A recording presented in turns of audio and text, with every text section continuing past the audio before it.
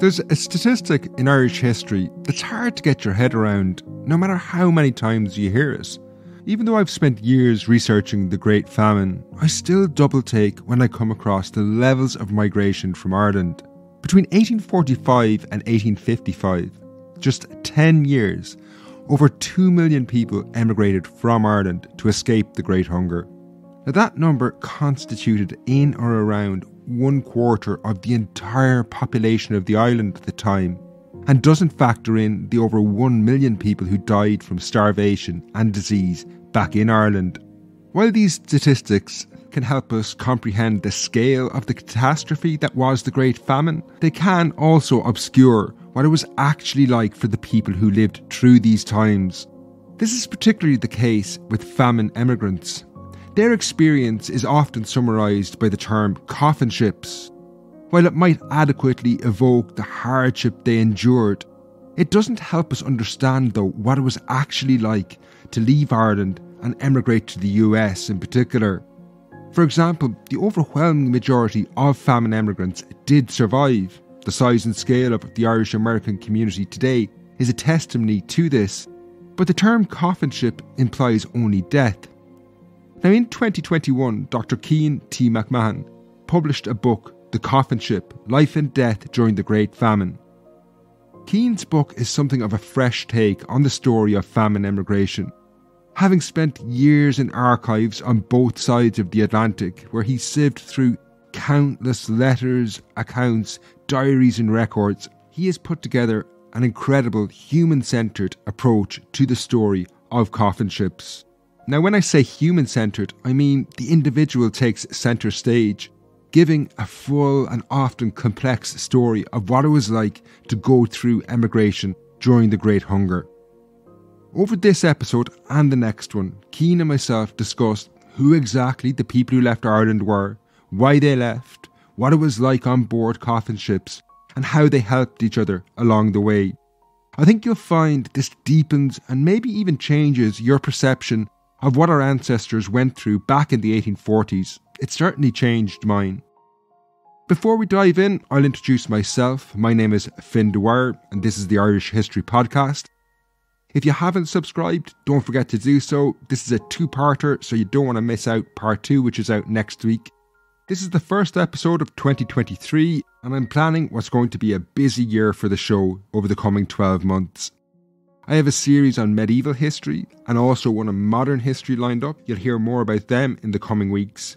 Next week, my exclusive series on the Civil War starts over on Patreon and Acast+. Now, a sincere apology to the supporters for the various delays involved in production on that series. I can assure you it's worth the wait. The series is basically an expert guide to the Civil War.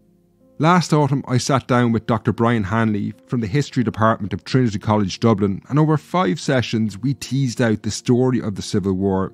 If you think you know the Civil War, Brian has a really fresh perspective on the conflict. It's not just his encyclopedic knowledge that's great, but he also challenges some decades-old misconceptions about one of the formative wars in modern Irish history. The first episode, as I say, will drop next week, and it's going to be exclusively available for supporters of the show on Patreon and Acast+. There's links below if you're not already a member. Now to introduce Cian. Cian is himself an Irish emigrant to the US, where he's an associate professor in the Department of History in the University of Nevada, Las Vegas.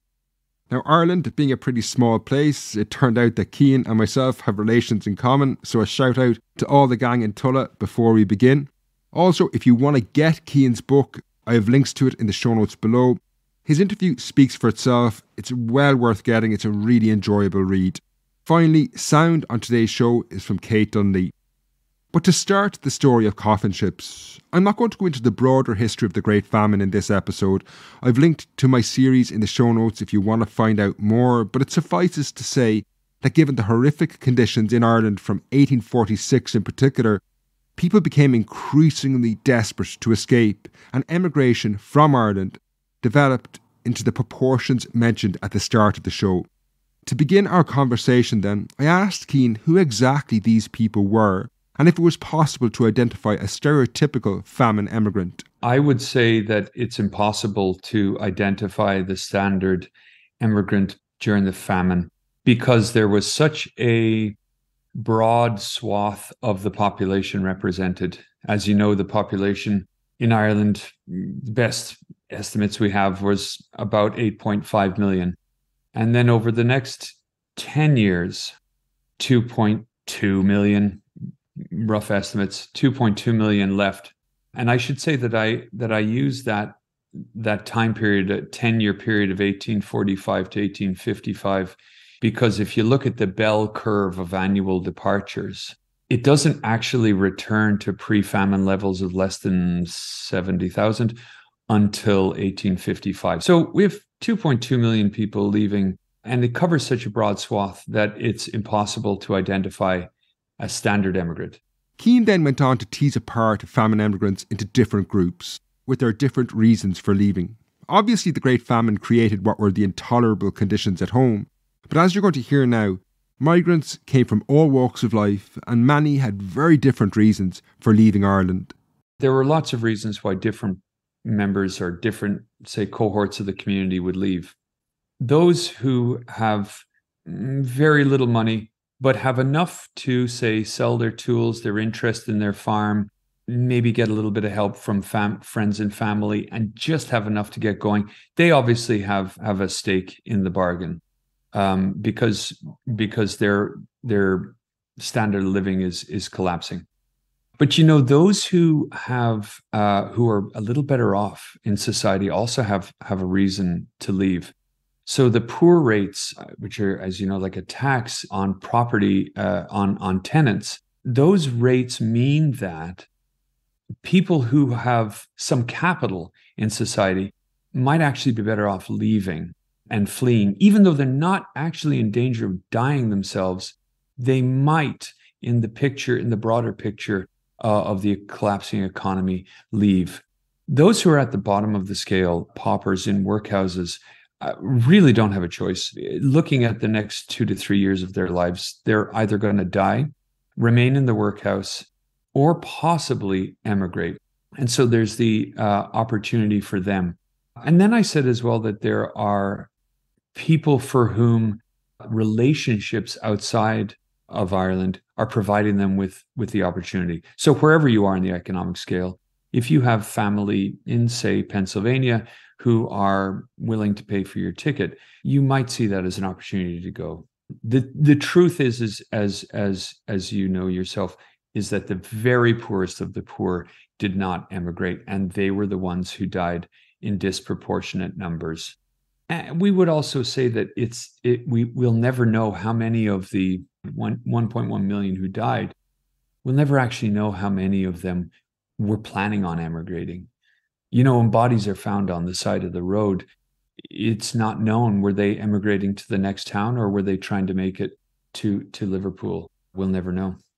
Sometimes those who couldn't afford to leave did whatever they had to get out of the country. During our interview, Cian detailed how some people would commit crimes in the hope that they would get transported to the penal colonies in Australia. The next story talks about one such person. It gives a good sense of what Cian's book is like as well. It's full of accounts like this one. This woman was transported, and she was sentenced to being transported. And as soon as that happened, her daughters, who were teenagers, ran out, stole shirts, and then turned themselves in the hopes that they would be, if they're sending batches of prisoners from a court session, that they would be sent in the batch with mum. Mum got 7 years transportation, but the daughters only got 12 months imprisonment. And so, while in prison, they petitioned the Lord Lieutenant up in Dublin Castle, who was the apex, the acme of executive power in Dublin. And they ask if, they tell him, hey, listen, we did this in the hopes of getting transported. Can you transport us instead? And he actually commuted their sentence and sent them as assisted emigrants on the same ship as mum. Most people, however, were bound for North America, having bought their own tickets or were helped by friends and family members. Once someone secured passage, the prospect of the voyage was daunting. While many had never seen the sea before, Some, as Cian now explains, would not even have known where their port of departure was. They also had no idea of the risks and dangers they faced. Now, they couldn't read reviews on TripAdvisor to help prepare themselves, but there was a 19th century equivalent, as Cian now details, and that was friends and family who had already left, providing invaluable knowledge. The vast majority of the population lives in rural situation, and their access to transportation, their reasons for going more than 20 miles from home are few and far between. And so again, someone living in Tulla in East Clare might know how to get into Ennis, but to ask them to keep going all the way to Limerick, and their minds are going to be shocked. And so the communication with friends and family who've done it before is really important. A source that I use are prepaid tickets that were bought in. I use a specific collection from the Cope family papers. The Cope family were Quakers who ran a packet ship system running between Liverpool and Philadelphia. And if someone bought a ticket for you, they could write on the back of the ticket some instructions. And surprisingly, the reason I use the Cope family is because they survived. There's thousands of these tickets in Philadelphia. And so the instructions on the back would often be very basic, down-to-earth kind of instructions, not only on how to get somewhere, but more importantly on who to trust. Who to trust when you get to a place like Ennis or Limerick. Who to connect with. Are there family? Are there friends? Oftentimes, shipping agents, who are the people who kind of sell you the ticket, point out the ship that you to go to. Yeah, those folks, emigrants are being encouraged to go back to the same one because they did right by them, So ask, when you get in there, ask so-and-so at such and such a brokerage. They'll help you out. And by the way, as one of the letters in the book says, by the way, tell them thanks, by the way, tell them that we got along grand and we're, there's no way that someone living in Pennsylvania is ever going to see the shipping broker again. But they wanted their cousin, their friend, their sister, to let them know that I made it, let them know thanks, And it's in those ways that those personal relationships are being stitched all the way along, from the morning when you leave Tulla till the day that you land in Philadelphia and you meet your cousin or your friend or your brother. Those little relationships are being stitched all the way. Newspapers were also essential because shipping companies often provided detailed adverts which would help people. I should also say that people are relying on newspapers for information. Literacy rates in Ireland at the time are hovering around 50%, with complications by age, etc. But people are often reading the newspaper to each other, or going and listening to the newspaper being read out loud. So the information that's in newspapers, even though one might not personally be able to read it word for word, they know somebody who can. And so the newspapers, that's why you see those shipping ads. We look at them nowadays and, it kind of looks, uninteresting. I mean, there's just so much information jammed into these tiny, tiny text. And, you're kind of like, just give me the big picture. But the point was that they wanted, they knew that their ads were a way to communicate information. Once they successfully reached the port of departure, be it Liverpool in England or any of a number of ports in Ireland, prospective emigrants obviously boarded the vessel that would carry them overseas. Now, key to understanding their experiences on board is how ships in the 19th century were built. They were not designed for a single purpose. As Cian now explains, it was a very common practice to refit vessels depending on what they would be carrying. Ships at this time are not purpose-built for emigration. The sailing ships at this time are designed to be multifunctional vehicles that can be used for different purposes. And so it's true that many ships were lumber freighters that were repurposed for emigration. So we think like, nowadays that's like putting somebody in the back of an articulated lorry, And in some ways, yeah, that's true.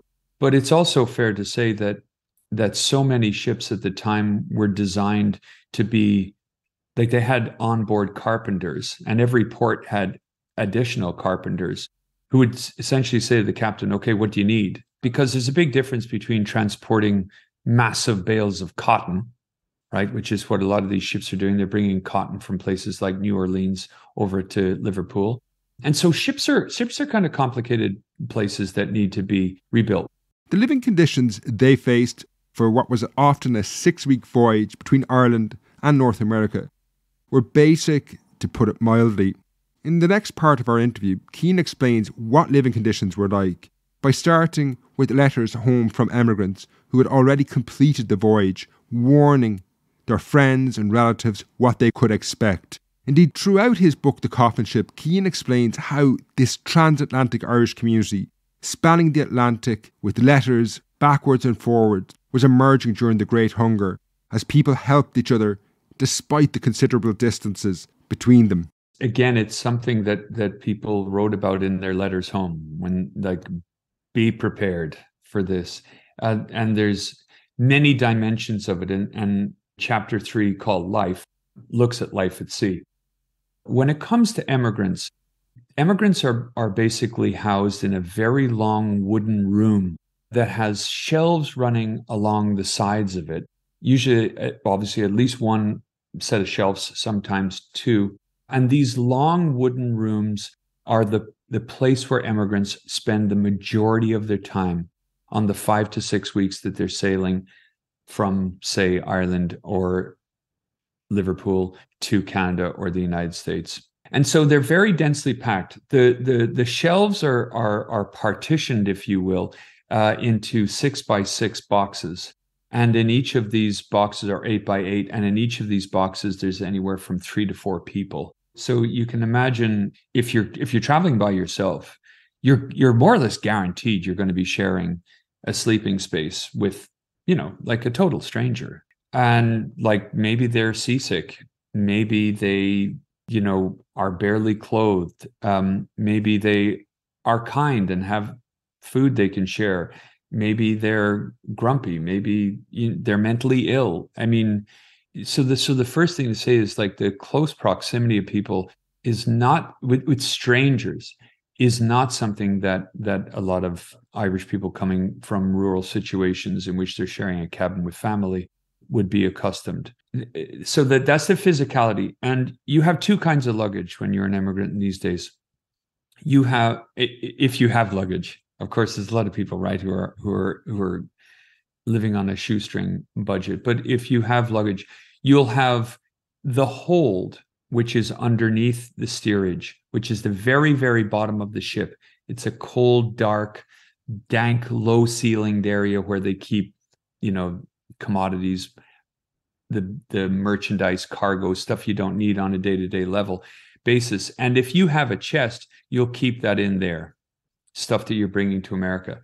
The stuff that you need on a day-to-day basis, so maybe you brought some salted herrings, maybe you brought some, if people can get their hands on vegetables, turnips, for example, extra clothing, those are kept in a sack or in a smaller box and kept with you in steerage, slid under your sleeping shelf. And so people are living in there. That is their main living arrangements. Now, it's in the interests of everybody that immigrants spend as much time on deck as possible, because for a couple of reasons. First of all, to air out the apartment, like you can leave the hatches open. Second of all, to air out the people, like to give them space to move around. But also because seasickness is rooted in motion, is a form of motion sickness, which is a connection between our eyes and the balance receptors in our ears.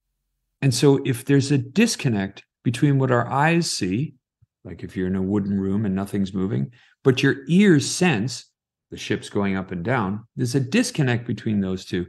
It causes seasickness.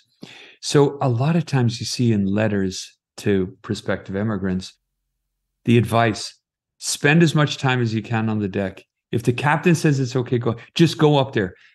Just spend time up there, because then your eyes are going to see that the water level is moving, that the ship is moving, and it's going to help. it's also, of course, more healthy. Cian next touched on something I found fascinating. The stereotype of the coffin ship is an unseaworthy vessel, but perhaps a greater risk nearly all passengers feared was how they would be treated by the captain and crew. Once the vessel left the port of departure, there was no recourse to a higher authority than the ship's captain. The passengers were at the mercy of this individual, and some ships could be brutal regimes. There's close to no limits on what a captain can do. The captain himself, clothed and bordering on militaristic monopoly over violence, and that is rooted in rules of Oleron going back to the 12th or 13th century, in which they realized that, a ship out at sea could descend into mayhem if we don't empower one man to employ violence. And going back to the work of folks like Marcus Rediker and Nicholas Frickman and others, sailors were generally drawn from the working classes, and so they were looked down upon by their captains. So captains maintained control over their sailors if they felt like it. Some captains aren't really that invested in the social conditions on the ship. And I have lots of examples of people saying that, the captain let the sailors run amok. Other captains generally seem to be what I would hope to have if I was on the ship. Generally interested in the emigrants' health, genuinely interested in protecting their safety. And so it's a mixed bag. So there's no rule. It depends on the captain itself, which, we look now on 19th century institutions like the church, like the Navy, and we can see the opportunities for abuse just rife, and also opportunities for good to be done. In the face of these threats and risks from the captain and crew, solidarity between the passengers was crucial. Cian now explains how bonds of solidarity often stretched back long before the passengers had even reached their port of departure. Well, I said that in the first chapters, there's connections and solidarities and between people developing as they're gathering the resources to leave. And then those solidarities and communities are stitched again when they're actually making their way to the port. It continues through the experience of life at sea. At every step of the journey, Irish people realized that they were going to have to start making relationships with other people if they were going to survive or, manage this experience. This happened at the earliest levels of the journey. So I have, for example, letters in which people literally say, here's a prepaid ticket. You're going to be leaving on such and such a ship. Listen, do you know the weaver down on the square? His daughter is leaving, and I think she's leaving on the same ship as you. You should go down there and you should introduce yourself before you leave. And the two of you can be pals on the ship. This, of course, is important because, women are subjected to sexual violence on the ship. And so solidarity is important there. But even before leaving, friends start to connect. Emigrant guides made a big thing of this. If you can leave with your neighbors, what if you get 5 or 6 families together who want to leave together? It would be helpful when you're on the ship if you have neighbors and friendly faces. People who are evicted. There are groups of people who are sent wholesale evicted. There's not massive numbers of them, but from the Crown estates, they are sent off in huge batches of 20 to 30 to 50 people at a time. They're sent together. The women, the Earl Grey orphans, who are women who are sent from workhouses out to Australia. Yeah, of course, these people are evicted or they're leaving workhouses. They're at the bottom of the social pyramid, but they're also leaving together. And so those kinds of friendships and solidarities would be carried onto the ship. In some cases of maltreatment by the captain, some emigrants did seek redress when they reached land. On the other side of the ocean, you could You could take a captain to court for abuse, but as the parliamentary papers, the evidence given in the parliamentary papers makes clear, you need people who are going to stick around to give evidence. You know what I mean? You need people who are going to address a court in some meaningful, intelligent way. And you also, so one of the big problems is in the court. Now, actually, one of the liveliest court kind of positions or places where court was used was in Liverpool. I started going through the Liverpool Mercury had columns, police news, sometimes they call it court news, and you just kind of read through all the like incredible things that would show up in a court, in a day court in Liverpool in the 1840s and 50s. But there's like a lot of emigrants taking captains to court for fraud and for violence before leaving. And in that way, the British government helped, because the emigration agent, whose responsibility was to make sure, okay, is that ship okay? Is it big enough to carry that many people? Does it have a big enough crew? Is it carrying the wrong cargo? Or is there enough headspace under steerage? Like, that person was also empowered to represent emigrants in court as a lawyer, like a free lawyer. And if you spend some time in Liverpool Mercury, and I did, and I use it in my book, you'll see that they do so effectively. One of my favourite stories that Cian shared was this one about how emigrants often used a name and shame strategy to highlight the actions of captains who had maltreated them. Passengers could gang up together and pay for the insertion of a resolution, basically like take out an ad in the newspaper, to commend or condemn a captain only for his behavior.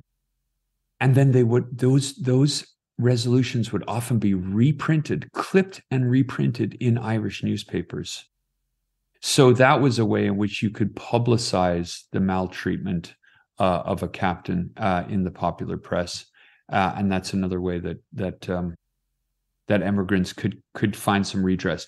But day to day out in the ocean, no, you're completely at the mercy of the captain. While we've so far covered what the experiences were like on board, the term coffin ship was not adopted without good reason.